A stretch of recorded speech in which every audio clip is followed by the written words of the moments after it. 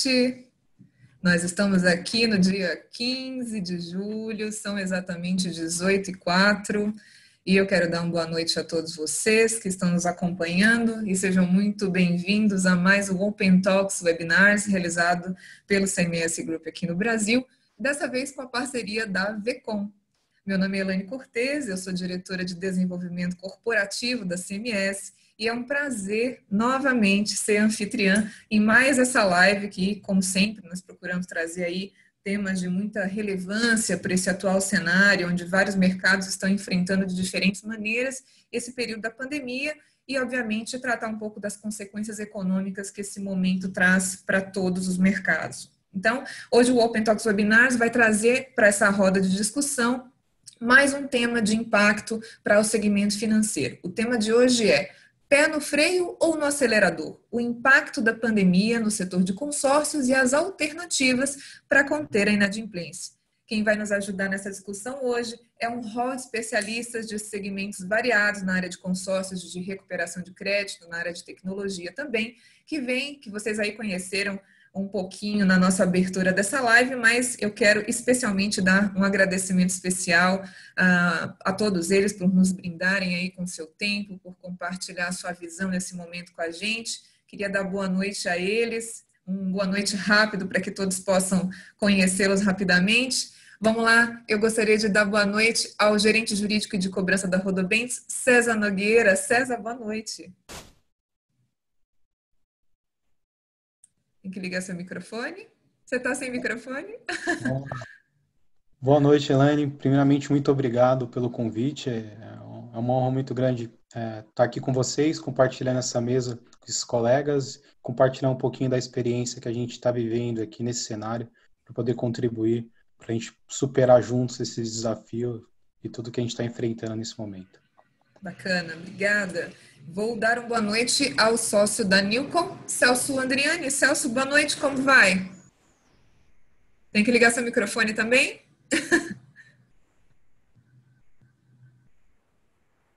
Ligou? Vamos lá. Foi? Muito bem, Celso, boa noite. Boa noite a todos. Também muito obrigado aí pela oportunidade. Espero contribuir com alguma coisa aqui no dia de hoje. Com certeza.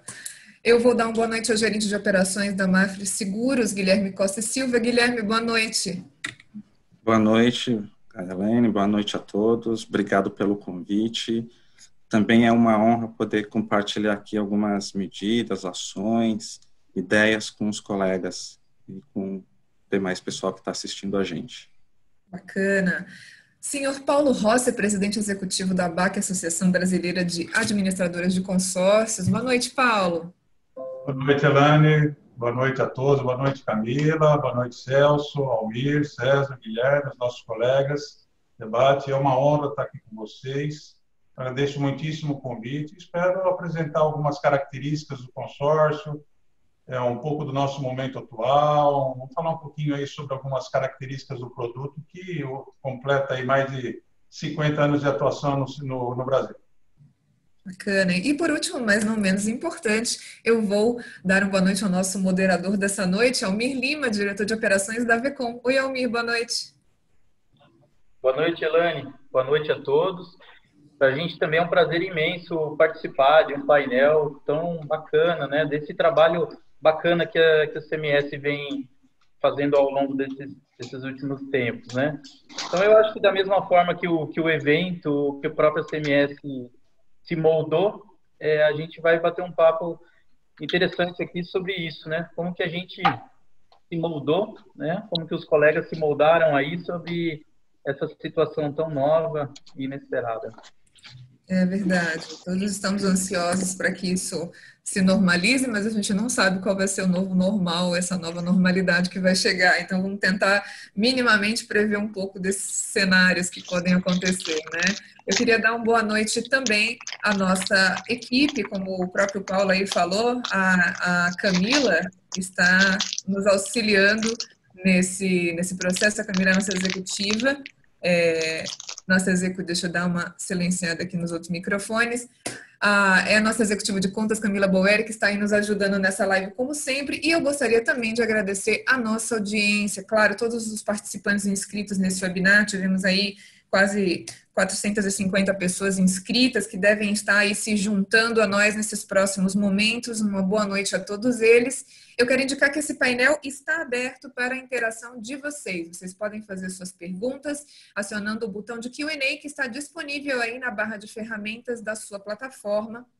E nós vamos procurar, claro, responder algumas dessas perguntas no decorrer dessa live, respeitando o nosso tempo, com certeza, mas mande sua pergunta, interaja com a gente, de preferência aquela pessoa que você quer que responda, e nós vamos tentar, claro, dar um retorno durante essa transmissão, tá bem?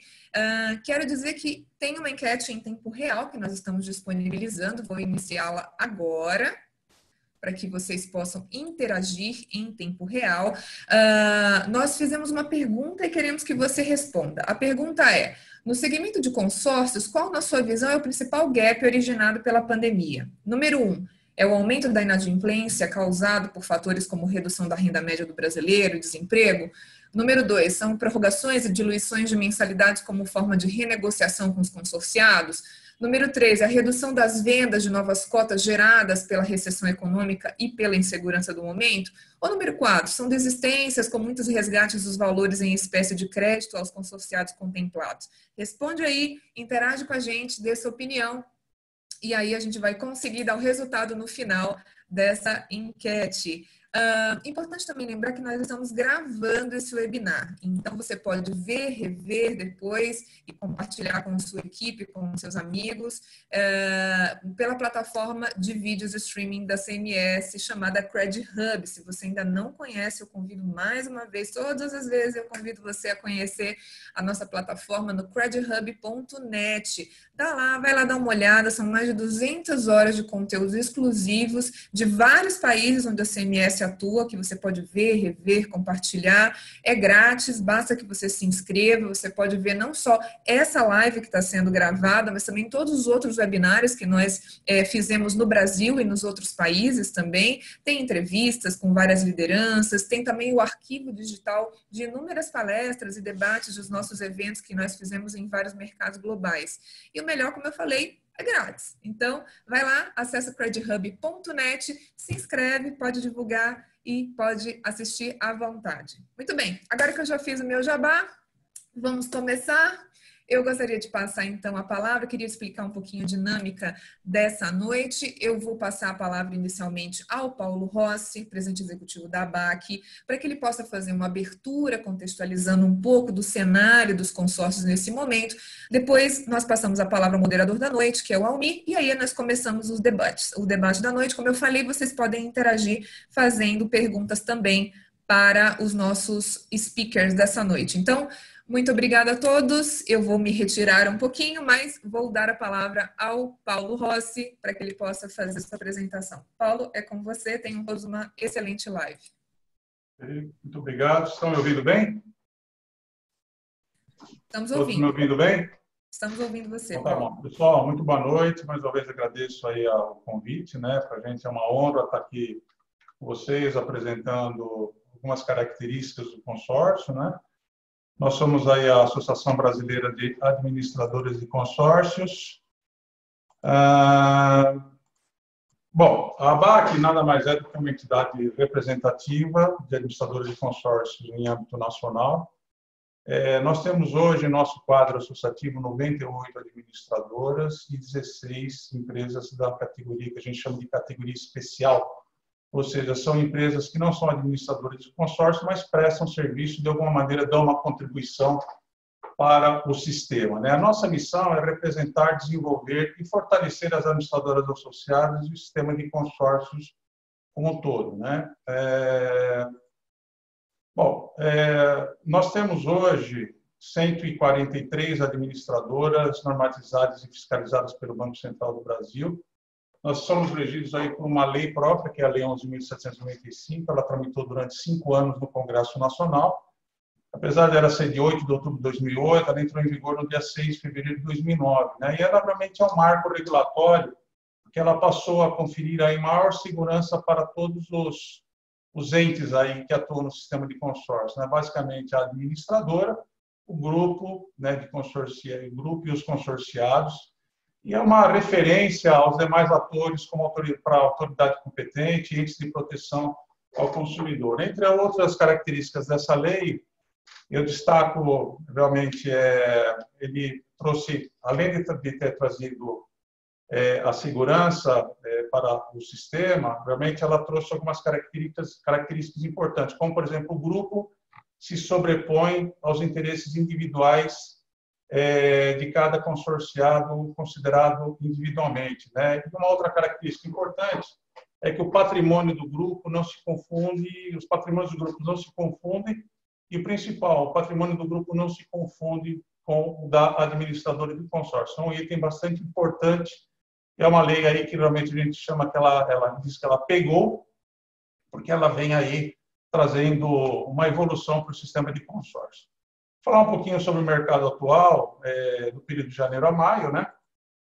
E a gente queria destacar aí os ativos administrados. O que são os ativos administrados, né? Que totalizaram aí 253 bilhões de reais em dezembro de 2019, né? Nada mais é do que são os valores a receber, ou seja, os recebíveis, né? Os valores disponíveis, disponibilidades e também os valores que estão aplicados. Então, vocês podem ver que isso realmente trouxe muita solidez e segurança para o sistema, um crescimento na ordem de 13% se a gente comparar os 224 bilhões em dezembro de 2018. A mesma coisa é o patrimônio líquido ajustado, que nada mais é que as reservas, né? O capital mais reservas das administradoras. Então, vocês podem ver também que nós tivemos um crescimento expressivo na ordem de quase 17%, né? E que realmente isso confere segurança para os consumidores em geral, e isso é bem visto, diríamos assim, também perante a autoridade fiscalizadora, que é o Banco Central do Brasil, que realmente vem trabalhando no sentido realmente de fortalecer, aí, dando a sua contribuição importante para o fortalecimento do sistema de consórcio. Se a gente pegar esses 253 bilhões de reais contra o PIB, né, de 2019, foi na ordem de 7,4 trilhões de reais, né? A gente tem aí uma participação de 3,5% do PIB. Então, vocês podem ver que o sistema de consórcios vamos dizer, um segmento muito importante, que ele realmente dinamiza e fortalece todos os elos da cadeia produtiva. Afinal de contas, nós temos uma participação bastante importante na comercialização de veículos automotores e também de imóveis. Então, além também das empresas prestadoras de serviços, que através do segmento de serviços aí oferece uma gama importante para todos esses consumidores, né? Não pode esquecer que hoje o segmento de serviços ele corresponde a 70% do PIB, o que vem demonstrar a importância do sistema também para esse elo da economia. Com relação ao número de consorciados, nós tivemos aí, se a gente for comparar maio de 2020 a maio de 2019, nós tivemos aí um decréscimo, né? Tivemos um decréscimo na ordem de 2%, de 7 milhões e 100 tínhamos 7 milhões e 260 em maio de 2019, caiu para 7 milhões e 100 aí em maio de 2020. Né? Esses daí são todos os segmentos que o sistema de consórcios atua. E esses dois principais, né, o principal segmento é o segmento de veículos automotores, que compreende veículos leves, motocicletas e motonetas, e também veículos pesados. Se a gente pegar aí os dois principais segmentos, aí, veículos leves, com o maior número de participantes ativos, nós temos aí, verificamos que houve um decréscimo, né, no número de participantes ativos, isso motivado que, apesar do aumento do número de cotas vendidas, a velocidade de formação de encerramento de grupos foi maior que a velocidade de formação, né? Em compensação, nós tivemos aí dois segmentos muito importantes, que é o segmento de imóveis e veículos pesados, são os mais expressivos, por óbvio, né, em número de participantes. Primeiro, veículos pesados, que realmente o agronegócio realmente vem apresentando bons resultados, o sistema de consórcio tem a sua contribuição através da venda, né, e da comercialização de máquinas agrícolas, caminhões, implementos rodoviários, implementos agrícolas, segmento de imóveis, né, que a gente teve um boom aí do segmento imobiliário, principalmente no ano passado, né, pós-crise e pós-crise econômica. E aí nós temos dois segmentos, né, que não tem uma quantidade grande de participantes, mas nem por isso tem a sua importância. Que é o segmento de serviços de qualquer natureza, que surgiu aí com a Lei 11.795, né, que corresponde não ao segmento de serviços de consórcio, mas ao segmento de serviços como um todo, que corresponde aí a mais de 70% do PIB, e o segmento de eletroeletrônicos e outros bens móveis duráveis, né? Tudo isso, o sistema de consórcios agora, em 2022, ele vai completar 60 anos de existência, e a BAC agora completou, esse ano, 53 anos aí, de fundação, né? Então, um segmento muitíssimo importante aí para a economia. Bom, com relação à venda das novas cotas, se a gente comparar janeiro a maio de 2020 contra janeiro a maio de 2019, nós tivemos aí um decréscimo, né, na ordem de 12,1%. Isso basicamente em função já da pandemia. Vocês vão verificar a seguida, né? Em seguida, qual foi essa queda, né? Principalmente nos meses aí de abril e maio. A despeito de ter caído 12,1%, se a gente pegar o número de cotas vendidas, né, na ordem de 1.020.000 e multiplicar pelo ticket médio de todos os bens, ainda assim a gente conseguiu colocar quase 50 bilhões de reais no mercado. Conseguimos girar negócio em torno de quase 50 bilhões. Né? Então, um número realmente considerável e principalmente para os diversos elos aí da cadeia produtiva. Né? Com relação à venda de novas cotas, nós tivemos, que nem eu comentei a seguir, né? Nós tivemos um número muito interessante em janeiro, e aí, a partir de fevereiro, já com as primeiras notícias aí da pandemia, caíram aí de 284 para 245, caiu para 187 em março, 128 em abril. E aí, então, o que acontece? Nós começamos a ter boas notícias já a partir do mês de maio, né? Quando nós tivemos um aumento na ordem de 35,4% de aumento, se a gente comparar maio contra abril. Um número realmente bastante expressivo, interessante, e isso demonstrou que o segmento começou a reagir, né? O consumidor, apesar de todas as más notícias aí da pandemia, relacionadas à saúde pública, mas diríamos assim que as empresas empreenderam esforços bastante grandes, ainda que com suas equipes de vendas em home office, mas realmente a gente conseguiu fazer um trabalho importante, né, no sentido de recuperar as vendas de cotas aí a partir do mês de maio, e oxalá teremos um número melhor ainda no mês de junho. Né? Aqui vocês podem ver como é que ficou aí a venda de novas cotas, né? No período de janeiro a maio, a gente fez um histórico aí dos últimos 10 anos, né? Então vocês podem ver que aqui nós tivemos aqui um desempenho muito bom, segundo maior em 2013, um recorde no ano passado, né, com 1.163.000 cotas vendidas, né? E a despeito da pandemia, nós conseguimos, no período de janeiro a maio, ainda o terceiro maior desempenho vamos dizer, dos últimos 10 anos. Isso quer dizer o seguinte: se não tivesse ocorrido a pandemia, com certeza nós teríamos batido pelo menos o recorde aqui de 2013. O que nós tivemos aqui também, vocês podem ver ao longo do caminho, né? Em 2016, né, que nós tivemos aí, passamos pela crise econômica, o impeachment da presidente Dilma, a assunção do Temer, né, lá em agosto, e aqui depois nós tivemos já em 2017 todas aquelas medidas no sentido de tentar fazer a recuperação da economia. Então vocês podem verificar que houve aí um aumento, né, no número de cotas vendidas, apesar da crise econômica, batendo aqui 1.008.000 em 2018, com praticamente esses dois recordes, né, o primeiro e o terceiro maior recorde aqui no ano de 2019 e no ano de 2020. Né?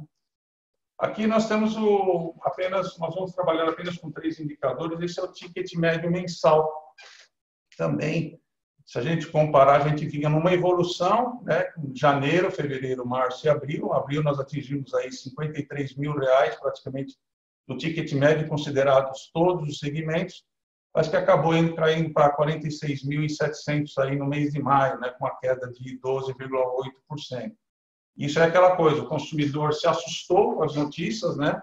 Preferiu ficar num campo mais seguro, diríamos assim, né, passou a priorizar aí outras despesas, né?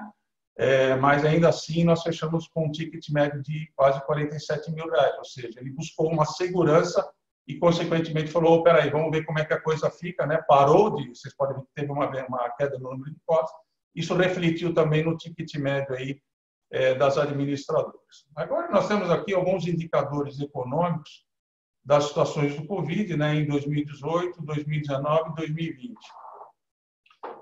Aqui nós temos alguns indicadores econômicos. Aqui foi uma pesquisa que nós fizemos com as administradoras de consórcio, que foi uma pequena amostragem, né?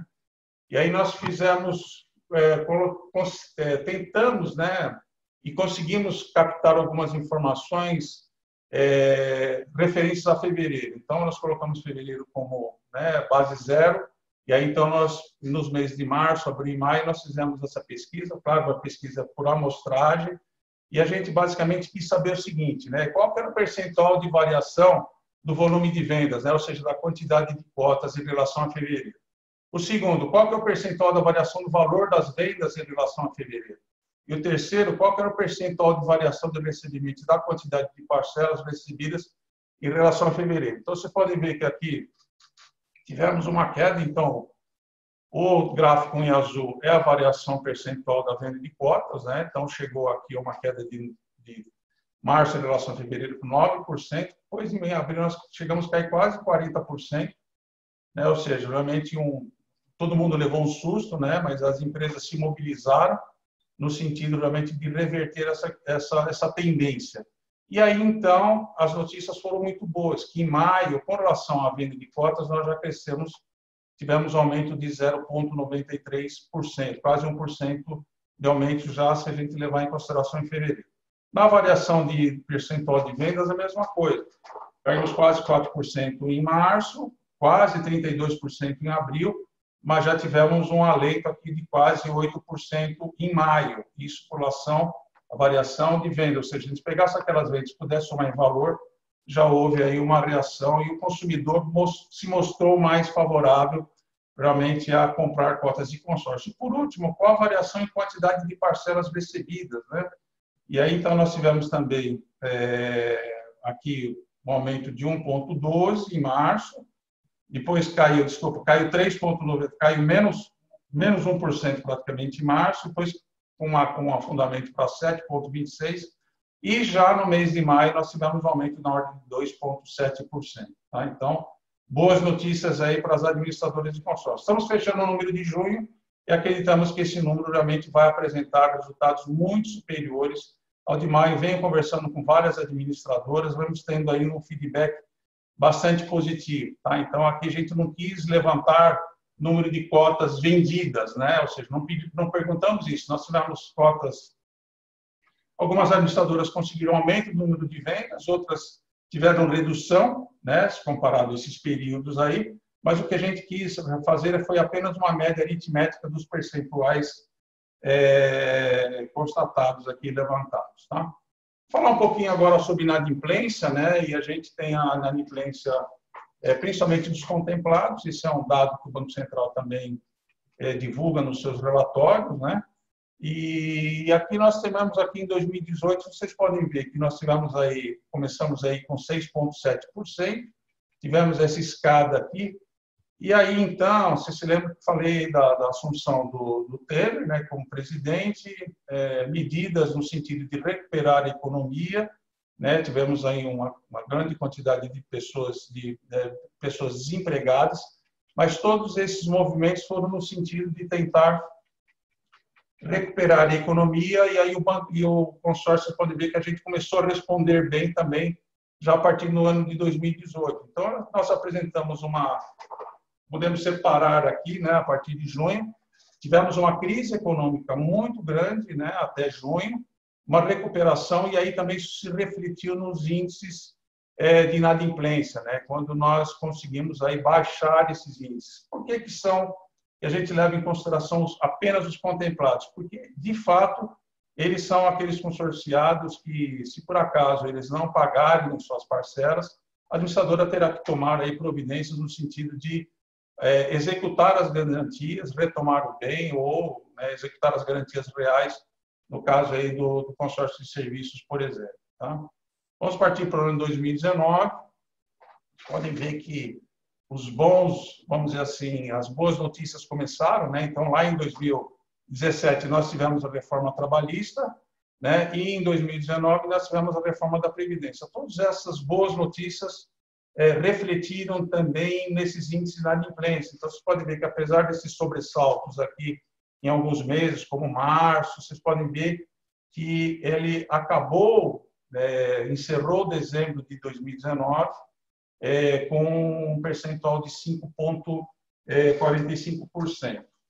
O Banco Central, apesar de nós não divulgar essas informações, mas ele tem índices que ele considera de inadimplência, né, e de pré-inadimplência. Inadimplência são aqueles consorciados, vamos dizer assim, débito com algum percentual, com uma parcela acima de 90 dias e até 12 meses. Então, esse percentual ele é na ordem de 2,24%. O resto do percentual, que é um pouquinho maior, né, porque o Banco Central, às vezes, ele pega um mês diferente que o nosso, ele chega a 6%. Então, a diferença de 3,76% são vamos chamar da pré-inadimplência, ou seja, consorciados, de alguma maneira, que devem num prazo de 90 dias. Né? Então, vocês podem ver que nós tivemos aí bom desempenho, né, na criação da inadimplência, uma inadimplência em queda, né? E aí, então, nós chegamos, pode ver que nós tivemos aqui um crescimento na ordem de 2,5%, né, de janeiro comparado a dezembro. Né? Se a gente pegar aqui a tela anterior, nós tivemos também um crescimento na ordem de 3,6% no número de participantes ativos. E aí, então, nós chegamos em 2020, né, que a gente fez uma análise. Então, você pode ver que lá em dezembro, ainda com índice de pré ou de inadimplência propriamente dita, era de 5,4%. E aqui, então, praticamente, nós conseguimos ainda reduzir um pouco mais. E aí, então, já baseado nessas notícias não muito positivas sobre a pandemia, né, e muita gente em casa, ou, vamos dizer assim, o setor de serviços sofreu bastante, o consumidor bastante retraído, preocupado, né, preferindo segurar aí os seus recursos, né, então houve, né, e muita gente ficou desempregada. E aí, então, nós tivemos esse aumento do número de inadimplentes, de inadimplência do consorciado contemplado.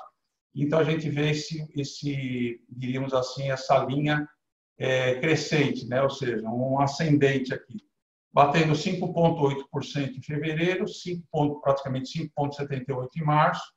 Né? Tivemos uma retração do número de participantes, né? Que a gente falou de 7,2 para 7 milhões e 200 para 7 milhões e 100, uma retração de 0,1%. Tivemos aqui realmente um percentual de inadimplência da ordem de 6,3% em abril, mas em compensação, se a gente pegar o número puro, né, 6,28 contra 6,24. Então, em maio, nós já houve uma queda, né, de ainda 0,04%, mas que nos dá aí uma perspectiva, uma expectativa de que esse número vai cair ainda mais nos próximos meses. Né? Então, assim, nós estamos bastante esperançosos, o sistema de consórcio está trabalhando no sentido de recuperar a confiança do consumidor, as equipes de vendas, ainda que trabalhando a maioria em home office, mas estão muito empenhadas em atingir, em conquistar novamente esse consumidor.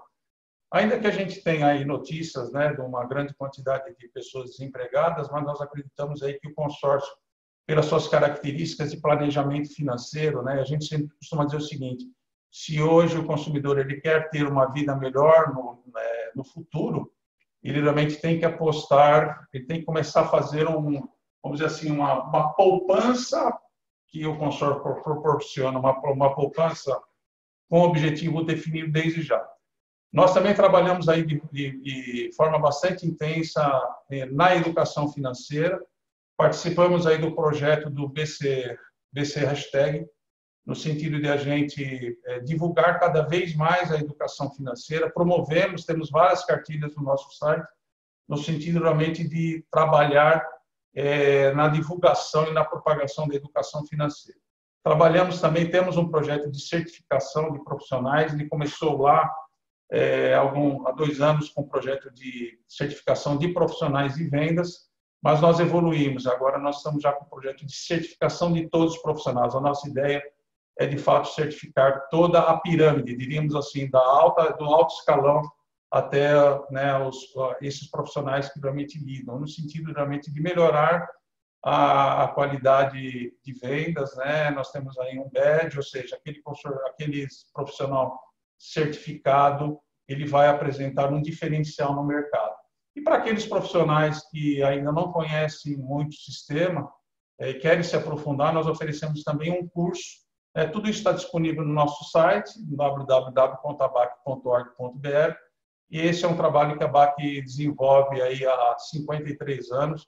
Temos certeza aí que o consórcio terá vida longa e com um crescimento, se Deus quiser, muito grande e acentuado aí nesse ano e nos próximos também. Ou seja, trabalhamos com a expectativa que esse segundo semestre já será muito melhor que o primeiro, tá bom? Muito obrigado aí pela atenção de todos vocês. É isso. Muito bem. Bacana, muito obrigada, Paulo. Acho que com esse contexto, que resumiu bastante o segmento, terminamos aí com os últimos números de inadimplência, eu acho que engata perfeitamente no nosso tema agora. Eu gostaria de passar a palavra, então, para a gente começar o painel com os nossos debatedores, ao Almir Lima, para que ele possa fazer aí as considerações iniciais e já passar para as perguntas. Lembrando que você que está assistindo a gente também pode fazer sua pergunta, quem chegou por último e não me escutou antes, tem um botãozinho chamado Q&A aí embaixo, faça a sua pergunta por inscrito, direcione para quem você quer que responda, que nós vamos tentar responder ao longo dessa transmissão. Almir, é com você. Legal. Excelente explanação, Paulo. Eu acho que traz uma visão unificada, né, das administradoras. Bom, o tempo todo estamos sendo bombardeados por notícias boas e ruins, ainda bem que estamos numa época em que a gente escolhe as notícias e a quem seguir. Então, eu acho que importante aqui nesse debate é a gente tentar explanar um pouquinho as experiências que cada um vivenciou, está vivenciando, né? De que forma os seus negócios foram afetados e principalmente essa preocupação com o consumidor, né? Essa experiência do cliente que está tão em foco, já estava em foco e mais do que nunca, até para a gente tomar as ações, nós temos que entender melhor, então, o que o consumidor está passando. Então, eu gostaria de começar aqui com o próprio Paulo, uma pergunta que surgiu a partir da apresentação dele mesmo, em que houve uma pequena melhora no índice de inadimplência, Paulo, de 6,28 para 6,24, né? Isso já pode ser interpretado como uma tendência? Como que vocês estão vendo esse comportamento? Olha, é uma pequena queda, né, Almir, de 0,04%, mas isso já é um sinal de que realmente as coisas vão ficar melhores daqui para frente, né? Então, nesse período de pandemia, nós tivemos aí várias administradoras, consorciados preocupados, né, em fazer como é que ele poderia, de repente, renegociar o pagamento das suas parcelas. A ABAC mesmo entrou com pleito junto ao Banco Central, no sentido de dar, vamos dizer assim, um alívio, dar a sua contribuição para esse momento de pandemia, né, e foi expedida aí a circular 4009, publicada no dia 30 de abril, que propiciava, por exemplo, entre outras coisas, né, uma extensão do prazo de duração do grupo, que hoje já está fixado em 90, mais para 180 dias, né, também a possibilidade de, hoje, a diferença entre crédito de maior e menor valor, ele estava na ordem de 50%, o Banco Central entendeu, né, entendeu o apelo da ABAC e ele acabou abaixando esse percentual para 30%, isso tudo para facilitar a formação de grupos, né? Porque na medida que você aumenta um pouco essa distância entre o crédito maior e menor valor, isso dá oportunidade para o consumidor realmente aderir aí e participar de grupos, né? E por último, também uma contribuição importante, né, no sentido de trazer liquidez para o sistema de consórcio, foi a possibilidade de o consorciado ter acesso ao seu crédito em espécie, né? Claro que isso tem que estar contemplado e ele tem que quitar todas as suas obrigações junto ao administrador e junto ao grupo.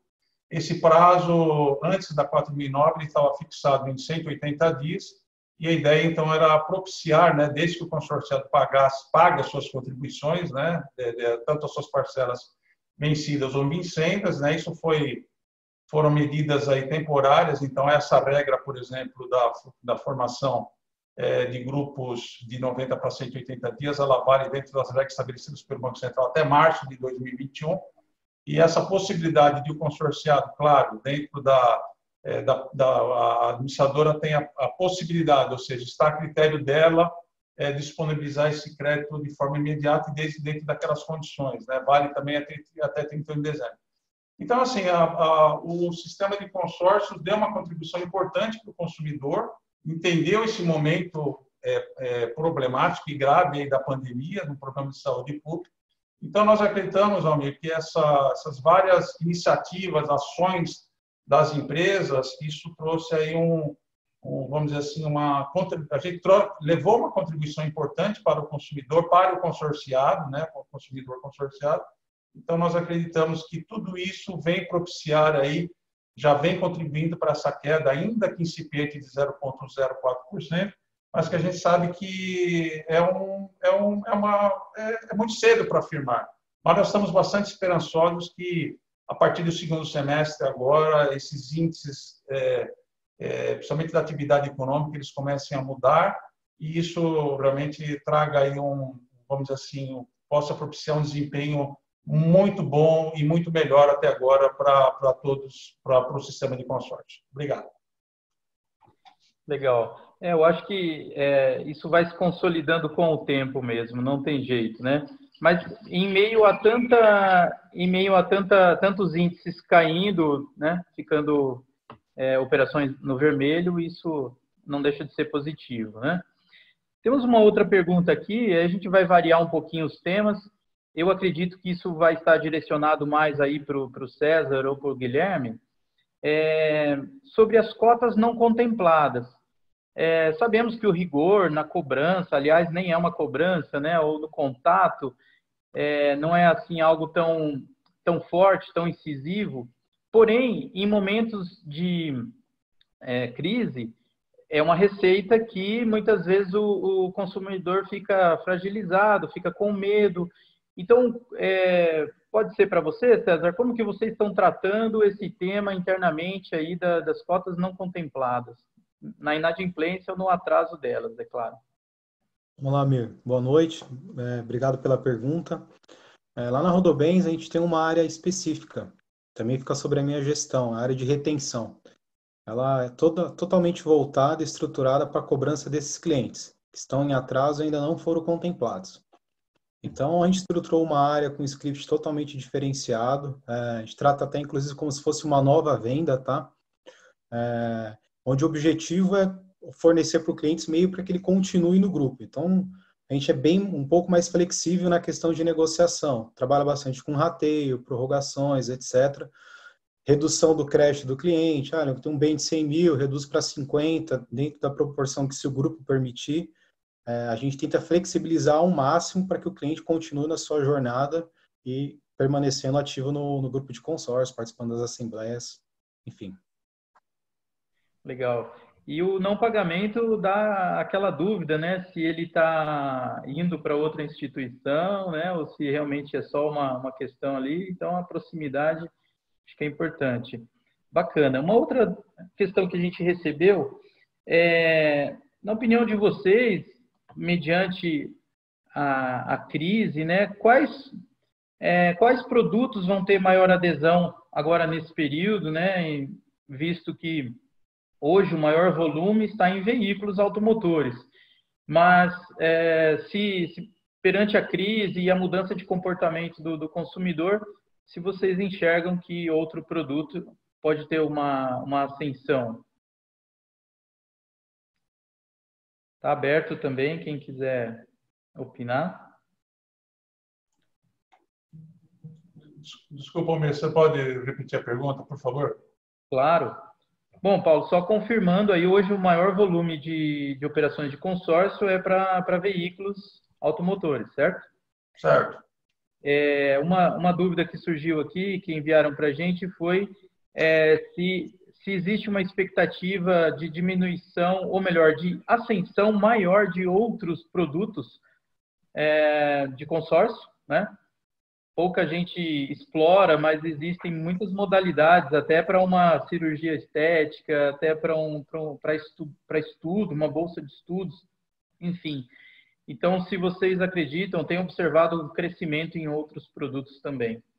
Sim, que nem eu mostrei, né? Se a gente já comparar de janeiro a maio desse ano contra janeiro a maio do ano passado, nós tivemos aí um crescimento expressivo, né? Principalmente no setor aí de veículos pesados, né? No setor que atende o agronegócio, né? Com a venda de máquinas agrícolas, implementos rodoviários, caminhões, ou seja, eles ajudam a transportar a safra, né? E commodities e tal. Então, a gente acredita realmente que é um setor que vai continuar se expandindo bastante. Nós temos aí notícias de que realmente vai haver o Brasil se tornou o maior produtor mundial de soja, ultrapassando os Estados Unidos.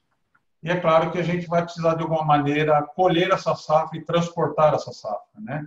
É a mesma coisa com o mercado imobiliário. Aí um déficit violento aí de habitações, né? Então, o consórcio pode dar a sua contribuição, né? Nós temos aí quase 950 mil participantes no segmento de imóveis, né? Um crescimento, ele vinha num crescimento realmente constante aí em 2019. E o que você comentou, Almir, ainda nós temos dois segmentos, né? Que o segmento de serviço, que ele surgiu diríamos assim, esse segmento de serviço de qualquer natureza, ele surgiu com a Lei 11.795. Então, o que você falou, hoje, o consórcio de automóveis é o mais tradicional, de imóveis. E o grande desafio das empresas e da própria BAC é divulgar esse consórcio de serviço, que nós tivemos aí um crescimento exponencial ao longo de 2019, em relação a 2018. Aliás, ele vem num crescente, né? Então, se a gente contar aí, não dá para comparar com os 3,5 milhões de consorciados, por exemplo, no segmento de veículos leves, mas é um segmento que apresentou um crescimento muito grande aí nos últimos anos. Por quê? É exatamente aquilo que eu falei, o segmento de serviço hoje é muito grande, né? Então, você quer lá fazer um serviço residencial, fazer uma cirurgia plástica, você já está planejando fazer uma viagem com a sua família, você quer lá, pensando no campo, por exemplo, um serviço de pulverização agrícola, é um segmento realmente muito grande. Você quer, de repente, contratar aí um serviço, né, um serviço talvez de vigilância, né? Isso a gente pega aí essa quantidade de pessoas jurídicas hoje que participam do sistema de consórcios, realmente é um segmento, um setor muito grande, né? Então, a gente tem esperança realmente de que esse setor realmente venha a ganhar aí, jogue em luz sobre ele, né? A gente vem trabalhando nesse sentido. E o segmento de eletroeletrônicos e outros bens móveis duráveis, que muitas administradoras atuam pontualmente. Então, muitas vezes o consumidor ele quer trocar todos os bens da sua residência, né? Hoje digamos assim, que a tecnologia é uma coisa que avança dia a dia, né? Quando você imaginou que você estava comprando um televisor com um determinado modelo, daqui a pouco ele já evoluiu, né?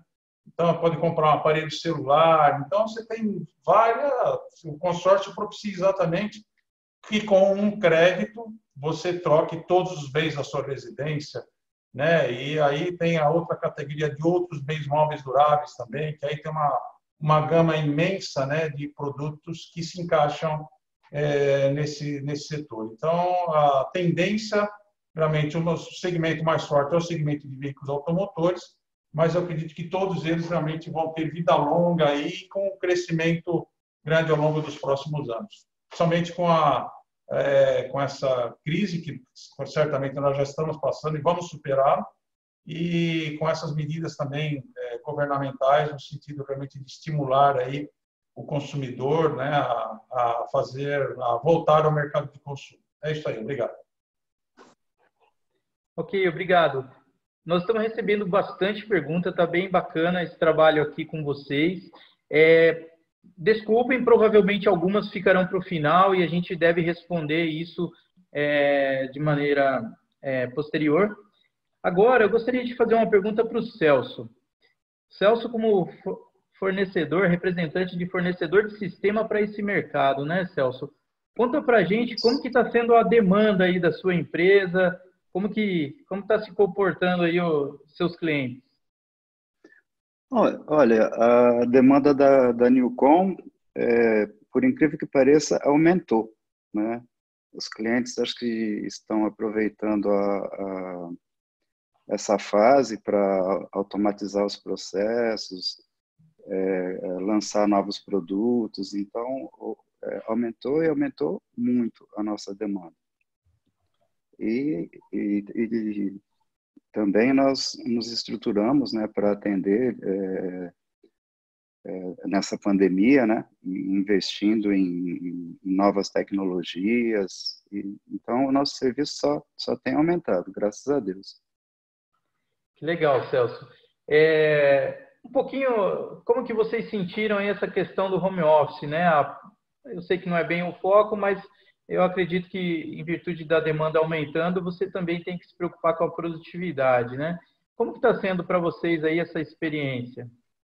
90% da empresa não teve diferença nenhuma, mas na parte de análise, né, atrapalhou um pouco, sim. Então, caiu um pouquinho a produtividade.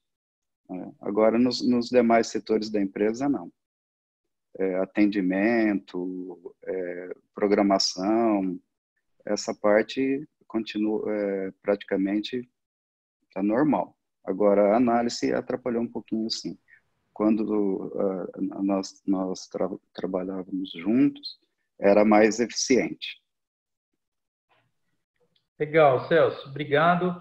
Tem chegado bastante pergunta aqui também sobre cobrança, né? Sobre inadimplência.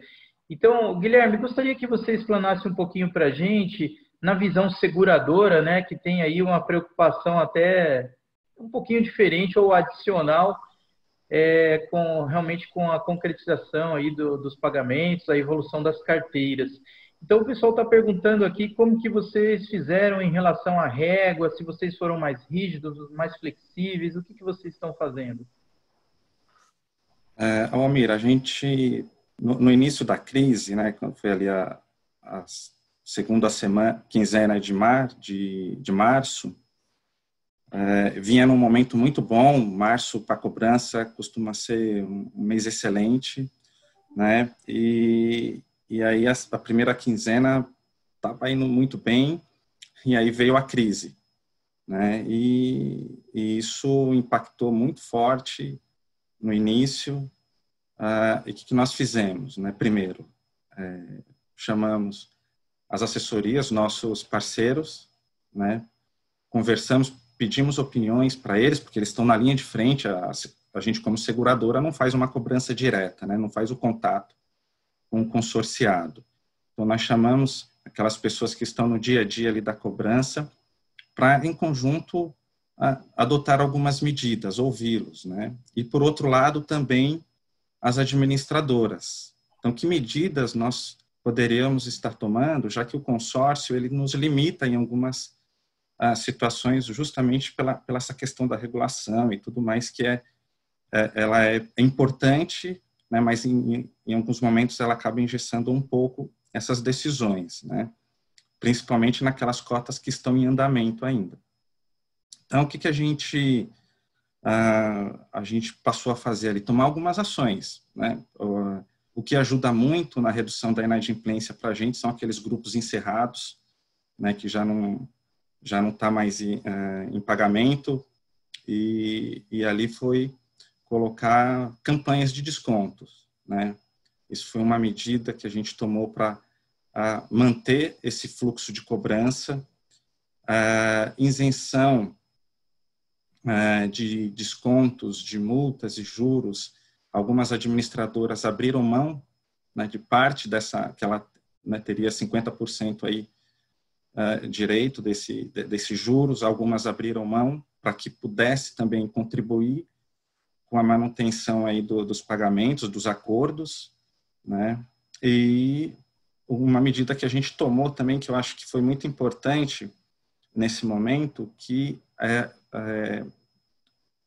a gente reduziu as nossas metas, né? Em janeiro, a gente já tinha todo o planejamento para 2020, a gente saiu de um ano de 2019 excelente, a gente aumentou a nossa recuperação em mais de 20%, quando comparado com 2018, então foi um ano espetacular, e a gente estava com grandes projeções para 2020, né?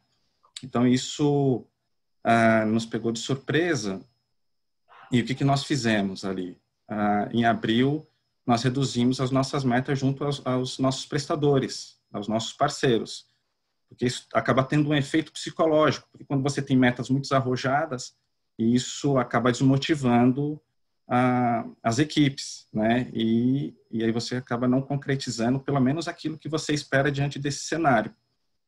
Então isso foi uma medida que para a gente foi bastante produtivo, em conjunto com premiações, né? A gente já tinha premiações também definidas para 2020, então essas premiações, nós tomamos a decisão interna na seguradora de manter os mesmos valores e tudo. Então, foi um conjunto de ações que, em abril, obviamente, acho que foi o mercado como um todo, sofreu demais com isso, mas a gente já viu maio um mês bom para a gente, né, diante do cenário. Em junho, a gente já viu um cenário, neste momento, que é como se não tivesse crise para a gente, né, a recuperação em junho. Né? Então, a gente conseguiu produzir o que produzia no segundo semestre de 2019. Então, foi excelente. Agora, a gente vê com muita cautela também esse comportamento, né? A gente ainda tem algumas preocupações aí pelo futuro, já que, como seguradora, os nossos impactos não é imediato, né? A gente tem um período para começar a indenizar essas cotas, que é o pré-índice que a gente chama. Então, a gente olha isso, a gente tem projeções para até dezembro, já desde abril para dezembro, um pior cenário aí, eventualmente, mas a gente espera que não aconteça, né? Tá certo, Guilherme. Mais um detalhe sobre a sua explanação. Nós temos acessos a muitos gráficos demonstrativos aí na internet a respeito de casos de morte por região.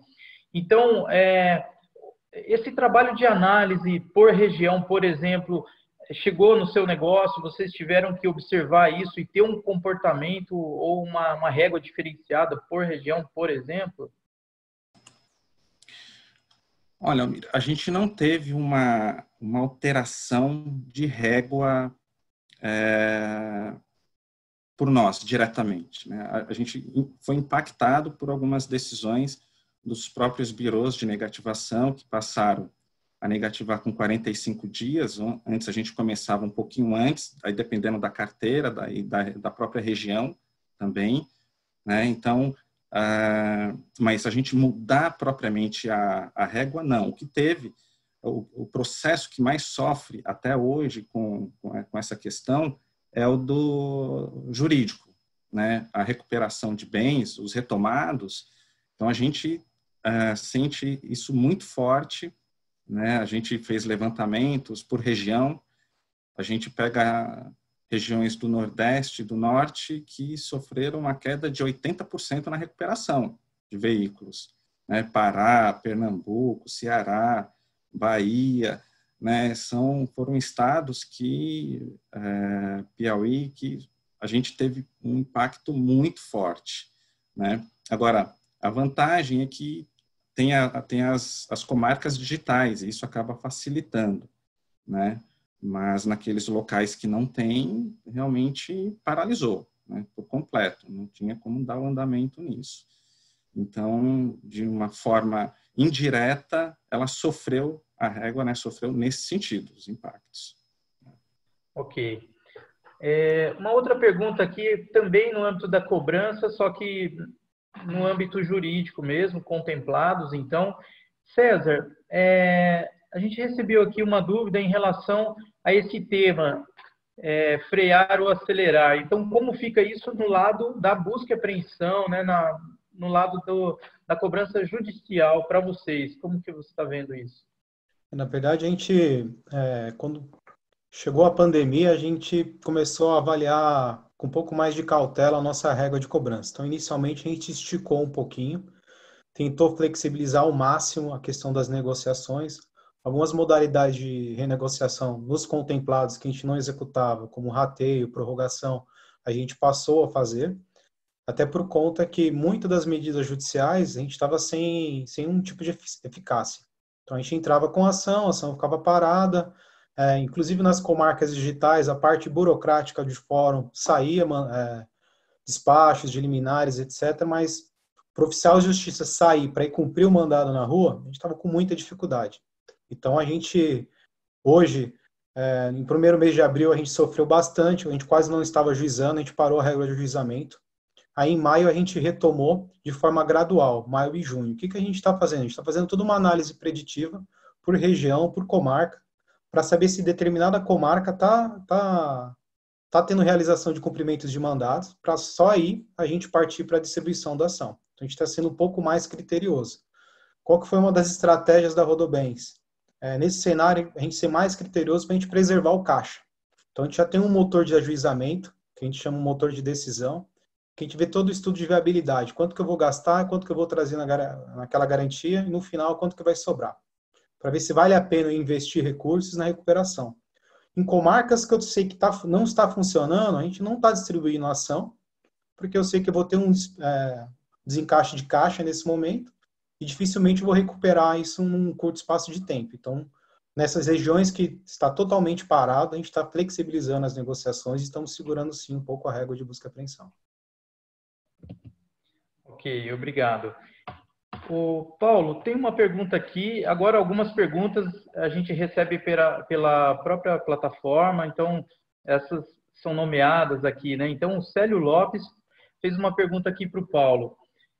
A determinação do Bacen que permite o pagamento do valor contemplado em cash, ao invés de adquirir o bem, está gerando algum tipo de impacto no setor, inclusive no mercado secundário? Olha, nós acreditamos que não, tá? Eu acho que esse pagamento em cash, na verdade, ele está trazendo aí digamos assim, um benefício para o consumidor, né? Porque, primeiro, isso não serve para todo mundo, para todos os consorciados. Primeira regra, ele tem que estar contemplado. Segundo, ele tem que quitar as suas obrigações junto à administradora e junto ao grupo de consórcios. Terceiro, por tempo limitado. Então, foi uma medida emergencial adotada pelo Banco Central para trazer liquidez no mercado, né? Tanto que ele vale até 31 de dezembro. Então, assim, nós não acreditamos, né? É claro que você vai pegar um consorciado, por exemplo, que foi contemplado na primeira assembleia. Na verdade, o que ele deve é muito mais que os 100% que ele deve. Além da contribuição dele dos 100%, né, porque percentual é a moeda do consórcio, ele deve 100%, mais eventualmente taxa de administração e mais eventualmente fundo de reserva. Então, isso não vale para todo mundo. Tá? É aquela coisa. Agora, um consorciado que já está com 80% das parcelas pagas, né, e tem um débito, por exemplo, de 20%, o Banco Central, né, permite que se faça o abatimento aí das parcelas vincendas e eventualmente vencidas, e por exemplo, num exemplo de 100 e ele deve 20, ele vai acabar recebendo 80. Então, não acreditamos, até porque esse percentual ele teve um aumento percentual importante para algumas administradoras, mas, como eu expliquei, isso é uma medida temporária, né?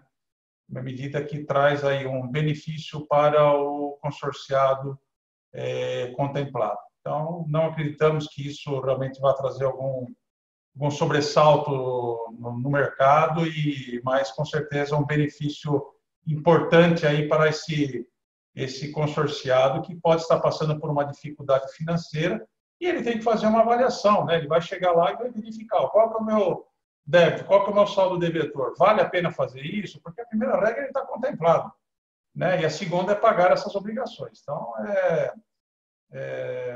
uma regra, eu acho que foi vamos dizer assim, um movimento importante e um benefício trazido aí para esse consumidor. Legal.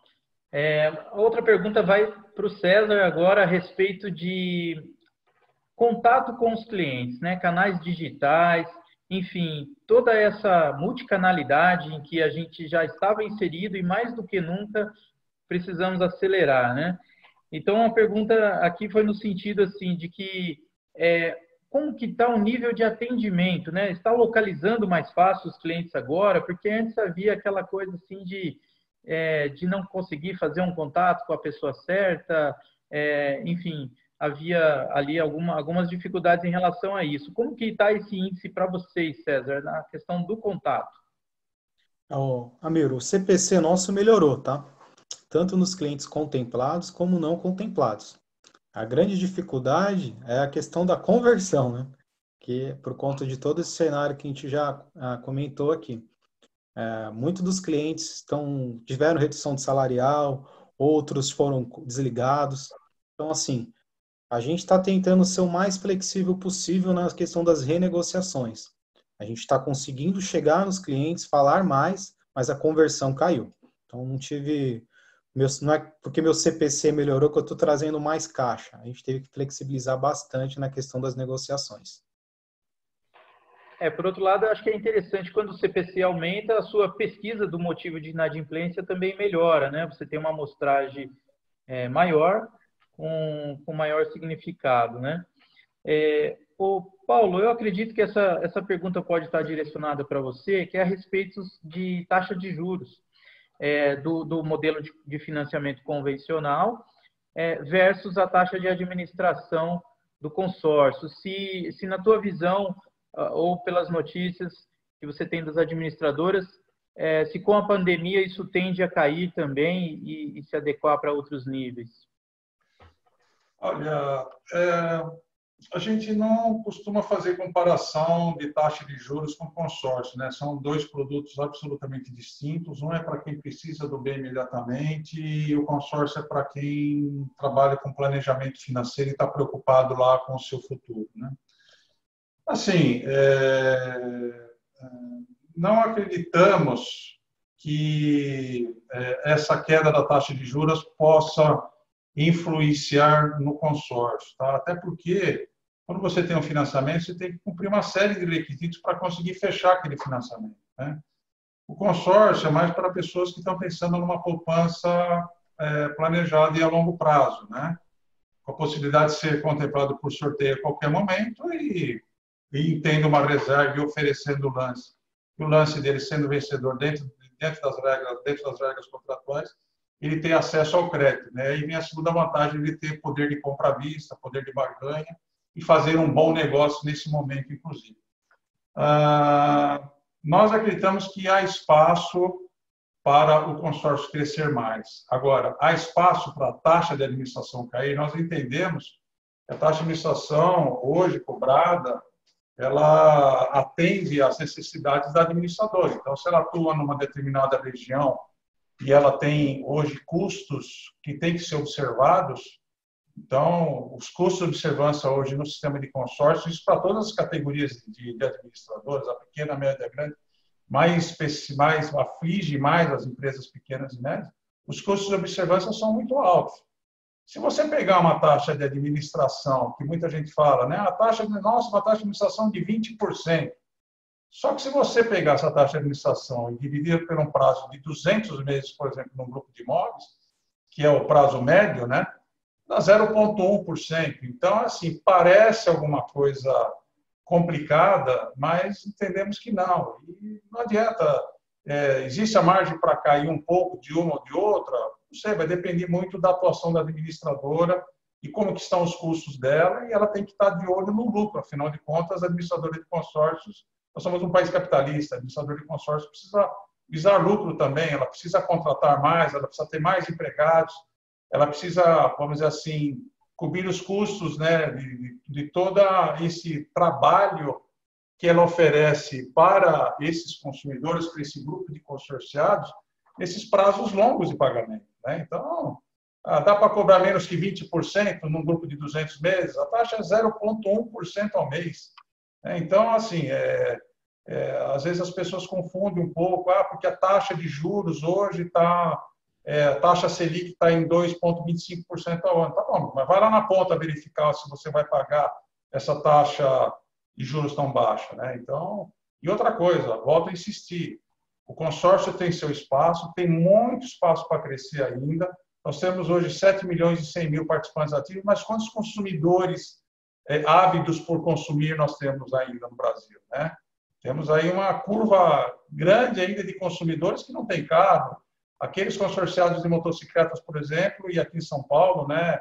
Lá em Nordeste, o mototáxi, aqui em São Paulo, o pessoal que faz entrega, né? De vários aplicativos, eles vão precisar fazer a renovação dessa sua moto, né? Eles vão precisar comprar uma cota nova. No caso de caminhões e veículos pesados, vai servir para ampliar ou renovar a frota. Então, é claro que vai depender muito de cada consumidor, né? Para aquele consumidor que deseja o bem imediatamente e não tem recursos financeiros, talvez o financiamento seja melhor para ele, só que ele vai pagar, vamos dizer, esse pedágio, né? Ele vai ter vamos dizer assim, o cadastro dele aprovado, as condições financeiras permitem que ele feche aquele financiamento. Outra coisa, só o consórcio oferece esses prazos muito longos de pagamento e a administradora tem que zelar pela saúde financeira do grupo.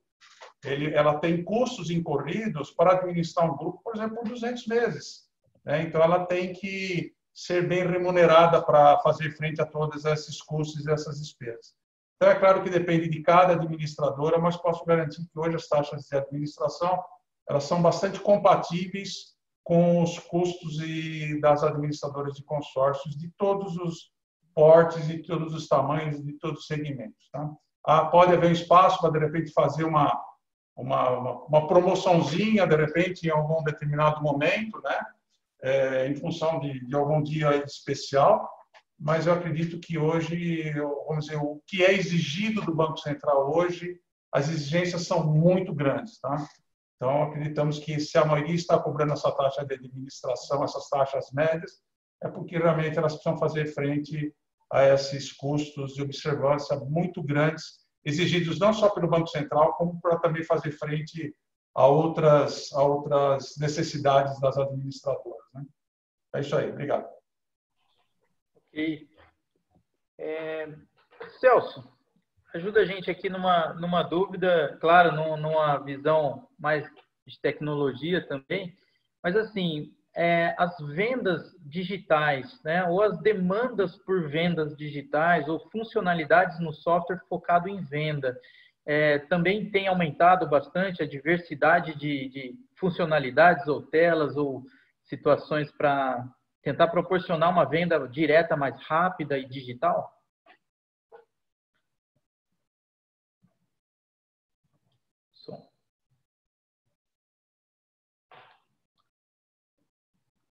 Oi, Celso, o som. Puder voltar, sim, por favor.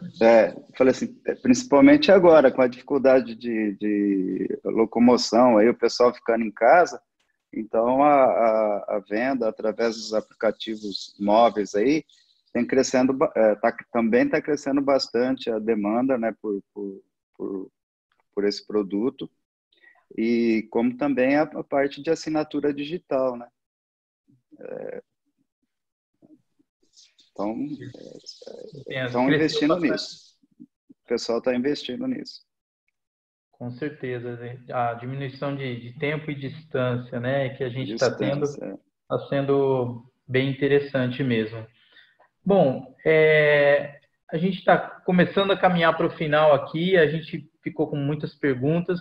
Gostaria de falar um pouquinho de futuro, então, né? Falar um pouquinho do que a gente pode tentar trazer, seja para as nossas organizações ou até para os colegas de trabalho, né?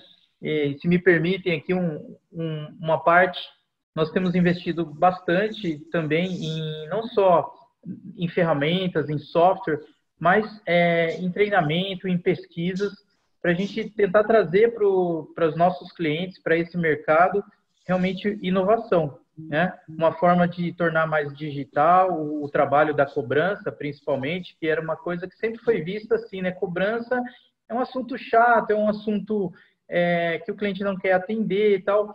E existe muita tecnologia, principalmente de contato na cobrança. A cobrança também existe uma forma de você trabalhar um tema venda, né? A venda do acordo, a venda de restabelecer o nome da pessoa. Nós temos aí índices bem interessantes de pessoas que têm dificuldade de negociar a dívida, né? As centrais de atendimento muitas vezes não têm atendimento 24/7 e tal. Então, eu gostaria de fazer uma rápida explanação aqui de que acredito que nós estamos no momento das integrações mais profundas, né? Nós estamos no momento de usar novas tecnologias para chegar até o consumidor, para a gente ter o motivo de inadimplência mais rápido. E o motivo da inadimplência ele acontece só aqui na cobrança, né? Na hora da concessão do crédito, olha behavior, olha uma série de características de crédito, mas é na cobrança que a gente descobre que muitas vezes a venda foi forçada, né? Que a pessoa não estava muito disposta realmente a comprar e teve um empurrãozinho ou alguma outra situação. Então, eu queria dar esse ponto aqui de que a inovação ela não é obrigatoriamente inventar, fazer algo novo, e sim fazer algo diferente, né? Então, muitas empresas têm, como eu falei, alguns gaps aí para vencer ainda nas centrais de atendimento, principalmente as ligações que os clientes fazem após as 8, 9 horas da noite, cliente que manda e-mail pedindo, cliente que responde SMS. A gente tem situações assim, as empresas bombardeiam o cliente de SMS, de cobrança, gastam milhões com isso, mas muitas empresas não leem a resposta que esse cliente dá. Então, existem tecnologias, existem formas de capturar essas respostas, fazer uma triagem, inclusive utilizar a inteligência artificial para interpretar essas respostas e poder dar uma tabulação melhor para as empresas poderem refazer o seu PDCA, né? Então, poder realmente fazer uma estratégia diferenciada de acordo com o contato. Então, eu acho que mais do que nunca, aquele aparato enorme de sistemas que todos nós temos precisam se falar, né? Esses sistemas precisam se interligar e uma chamada não atendida no seu 0800 às 8h30 da noite precisa virar uma chamada logo de manhãzinha, ou quem sabe até um atendimento via robô, que está tão em alta. E eu acredito que a gente está num momento ímpar. A tecnologia, nós estamos buscando formas de reduzir custo. O consumidor está buscando formas mais digitais de conversar. Então, eu acho que é uma convergência muito bacana acontecendo, né? Então, acho que o César, de repente, pode dar um exemplo para a gente aí também, né, César? Como que a Rodobens está fazendo perante toda essa possibilidade aí de integrações e contato mais próximo com o cliente na cobrança? A Rodobens está passando por um processo de transformação digital. Então, está desde a qualificação de todos os colaboradores. Recentemente, todos os executivos passaram por um treinamento, tá? A Rodobens tem um slogan agora, de ser o parceiro do próximo passo dos nossos clientes. Então, isso está muito em linha com o que você comentou, Amir, a gente utilizar a tecnologia em benefício do cliente. A gente precisa entender como que o cliente quer ser atendido, que canal e o horário, todas as situações que ele quer resolver. O cliente, a gente precisa dar essa facilidade para ele, seja no atendimento, seja numa venda, seja na cobrança, inclusive. A gente está trabalhando forte na questão de tecnologia, alteramos boa parte dos nossos sistemas, colocamos bastante ferramentas digitais, e o nosso maior problema agora, você comentou, a gente está trabalhando forte essa questão de integração, em todas as frentes. Desde o nascimento da venda do cliente, até a contemplação na concessão do crédito, e vamos avaliar o comportamento desse cliente na cobrança, eventualmente até quando ele estiver próximo a quitar, para oferecer um novo produto para ele. Então, a ideia é a gente ter todo esse histórico de cliente de forma integrada e ter tecnologia para ajudar a gente cada vez mais na tomada de decisão mais assertiva. Hoje, A gente tem algumas squads implantadas, né, na Rodobens com equipes multidisciplinares para ajudar nesse desenvolvimento em diversas frentes. Acho que esse é o caminho, acho que está todo mundo seguindo para esse lado, né? Recentemente, a gente também deu uma repaginada na nossa página de vendas de consórcio, tanto para motos e principalmente para clientes tickets mais baixos. A gente, como que o Paulo comentou, a Rodobens está avaliando ampliar cada vez mais o leque e oferta de produtos para atender a necessidade de todos os clientes. O mercado tem espaço e a gente vai correr atrás para tentar abarcar a maior quantidade e volume de clientes possíveis. Legal. Eu acho que se fala muito do novo normal, começou até a ficar um termo perdendo um pouquinho de força, mas eu vou fazer o contrário aqui. Qual é o antigo normal que a gente não quer voltar, né? Olha o quanto que a gente pôde reduzir de espaço físico, ou até mesmo de ações, de viagens, de uma série de coisas, e as reuniões agora tranquilamente podem ser remotas, né? Então, Guilherme, qual que é o antigo normal que você não quer voltar mais no seu departamento, com a sua equipe? Olha, Almir, eu acredito que ainda a gente não tem um direcionamento bem objetivo para esse antigo que a gente não quer voltar, né? Normal aqui porque a pandemia, essa crise ela é um pouquinho diferente das outras, né? As crises anteriores ela impactava muito a indústria, né? E nesse momento a gente está tendo uma crise que ela impacta tanto a indústria quanto a área de serviços, né? Então praticamente todo o mercado foi atingido com essa pandemia. Agora, obviamente que tem coisas como essas reuniões, você tem prestador que fica lá no Nordeste que não precisa vir para São Paulo, você tem prestador no Sul que não precisa vir, então essa dinâmica, né, nós ganhamos muito com isso, né, essas reuniões online, né, você pode se encontrar mais vezes com o pessoal, né, debater um assunto ali rapidamente, tomar algumas decisões mais rápidas, né? Então, isso ganhou velocidade. Eu acho que isso foi, para a gente, muito produtivo, né? As crises ensinam, né? A gente busca outros meios e eu acho que essa foi um dos ganhos. Agora, em termos de cobrança, propriamente dito, a gente tem um país muito grande, né? Eu acho que o bonito do consórcio, quem gosta de consórcio, ele consegue atingir qualquer classe social, né? Enquanto que o financiamento, você tem algumas dificuldades para classe C, classe D. Quando você vai para o Nordeste, né, os problemas estruturais que você tem ali, né, o emprego formal, né, então, cria-se uma dificuldade de acesso ao crédito para essas pessoas, e o consórcio te proporciona isso. Então, eu acredito que a gente tem muita para avançar em termos de tecnologia, de oferecer, né, a aquisição de cotas via online. Eu acho que é um meio, né, bastante interessante disso, né, mas ainda na parte de cobrança, eu acho que ainda tem muito para avançar, né, tem muito para crescer. Falar com um cliente lá do Norte, por meio de WhatsApp, talvez para ele, dependendo do público ali, não seja o melhor caminho.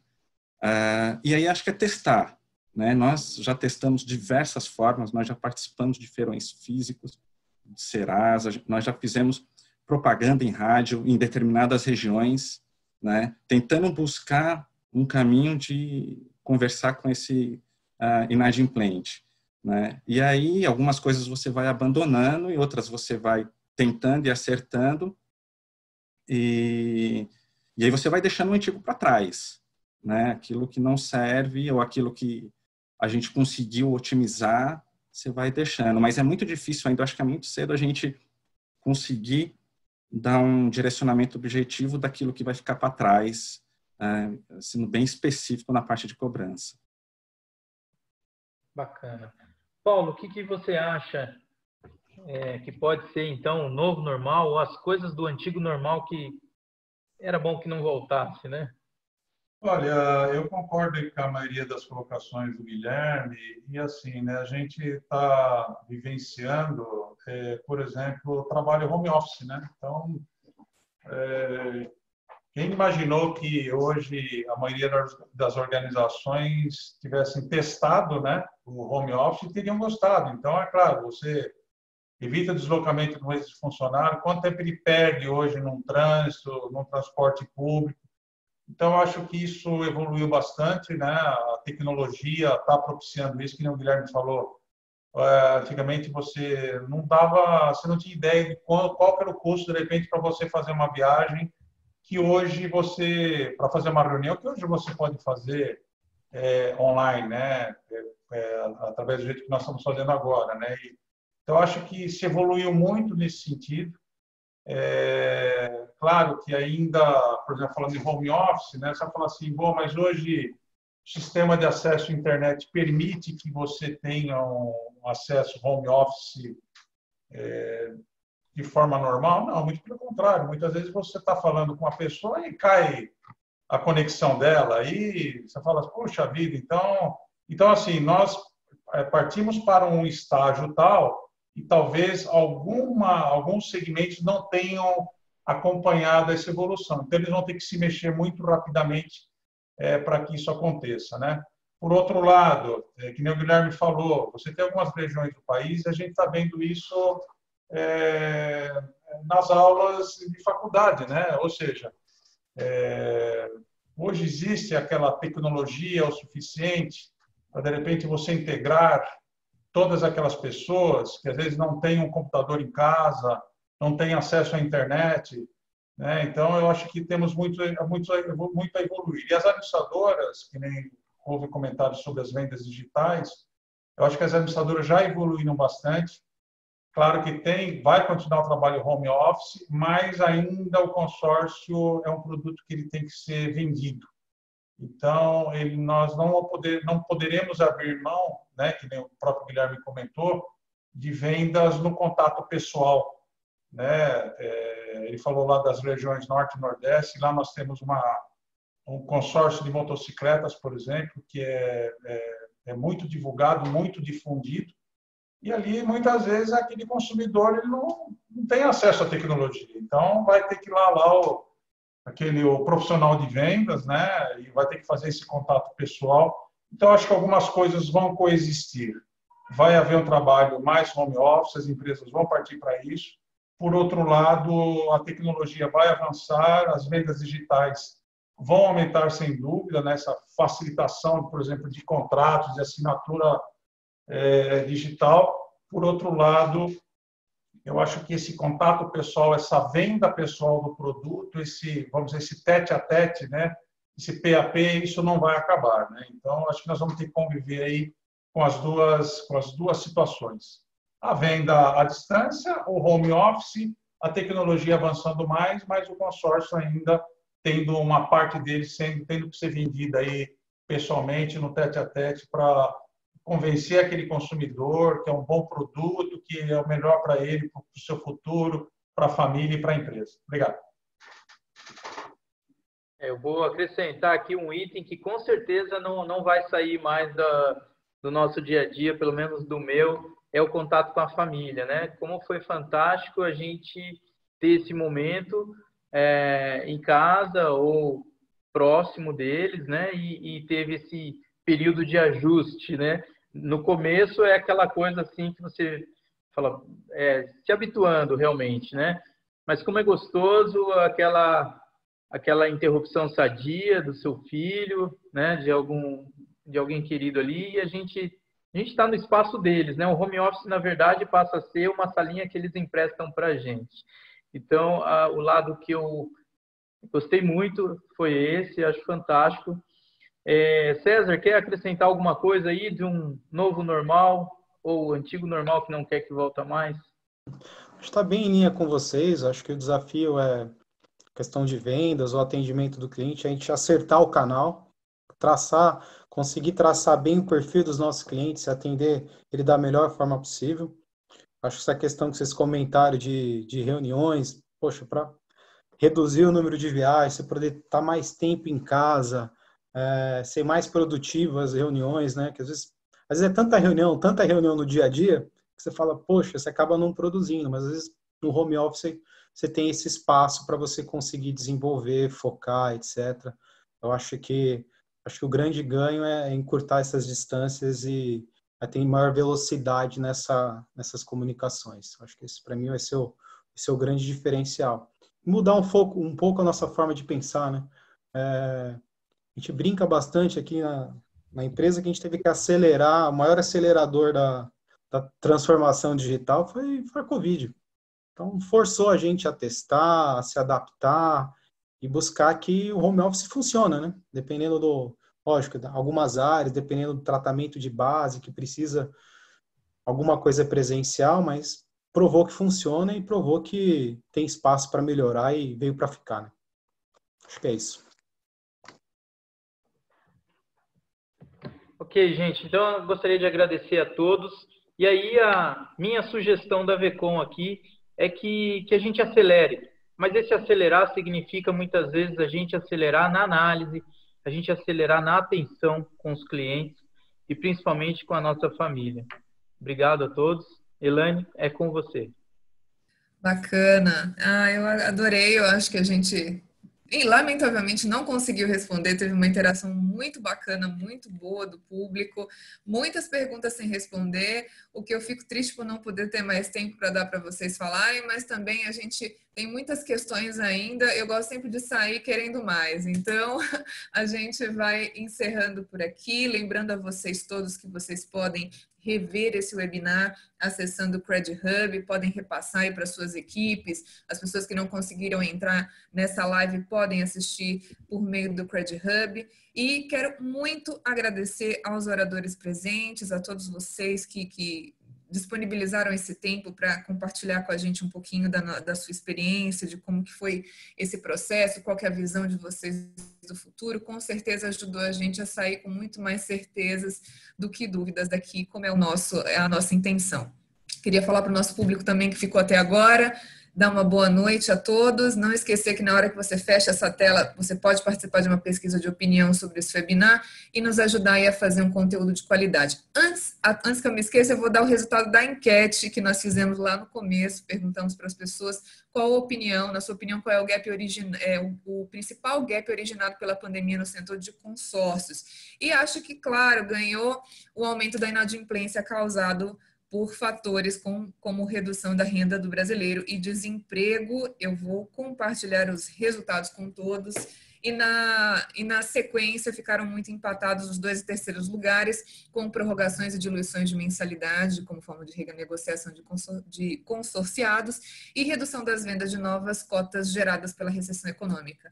Então, é muito na linha do que a gente estava conversando em relação à inadimplência como um gap a ser trabalhada. É claro que ela não vai ser nunca exatamente 100% eliminada do processo, ela está dentro do processo do ciclo de crédito como um todo.